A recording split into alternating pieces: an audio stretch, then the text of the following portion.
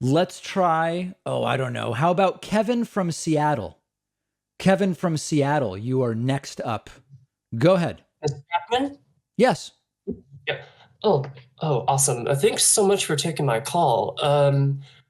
I have a question, but before I get to my question, first want to say that um, that your content creation is proficient, having followed you for at least a year, and keep up the good work. Thank you. Yeah. With that said, I have been following left content creators for probably a few years, ever since Kyle Kalinske said they were talking around 2015. I think that's when I started following politics, and it's come to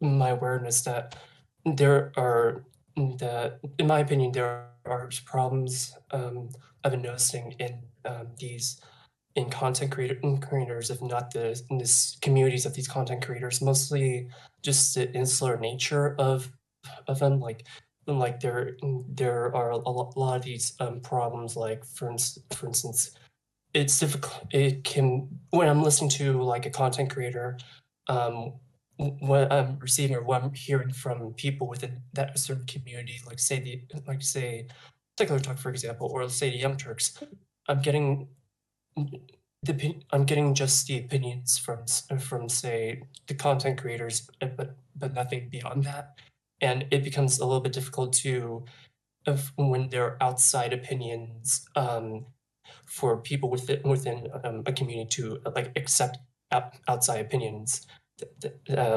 Like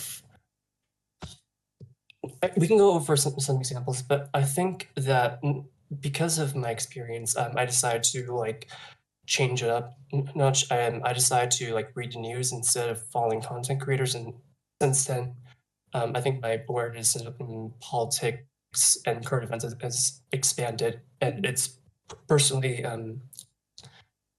personally have benefited me. Um, that's my question. I know in your show you talk about media literacy. I was wondering, like, for the purposes of not only media literacy but responsible content consumption, if it's a good idea to like, um, do you think consumers should reduce the dependency of content of political opinions or these online content creators? Do you think they should reduce dependency on that instead, for instance, instead of that, say they should just read the news?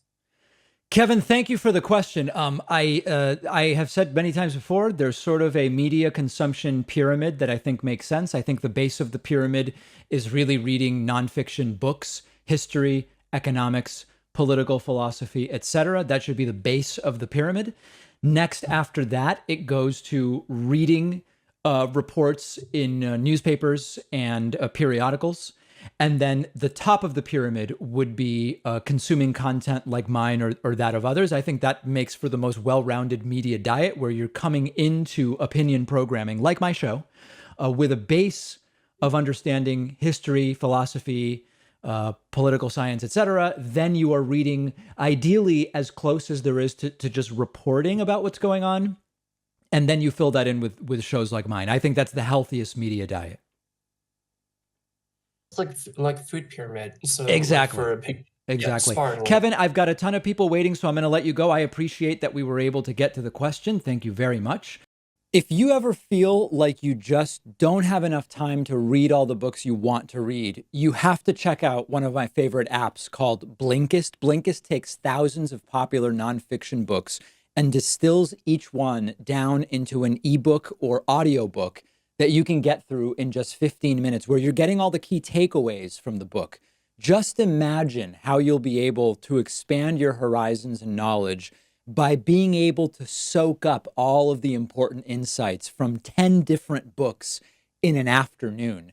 Obviously, it's perfect for exposing yourself to a new book you otherwise wouldn't have time for, or you can use it to revisit a book you've already read, or use it to preview a book before you buy the full version and read it. I recently read A Brief History of Time, of course, by the great Stephen Hawking. This is a book that I have been aware of for so long, and other things got in the way, and it was fantastic to check it out on Blinkist. Blinkist has books on politics, philosophy, science. They have 27 different nonfiction categories, and a subscription is only about $8 a month, and you get the entire library. But you can try it totally free and get 25% off a subscription when you go to Blinkist.com/Pacman. I've put the link right underneath this video.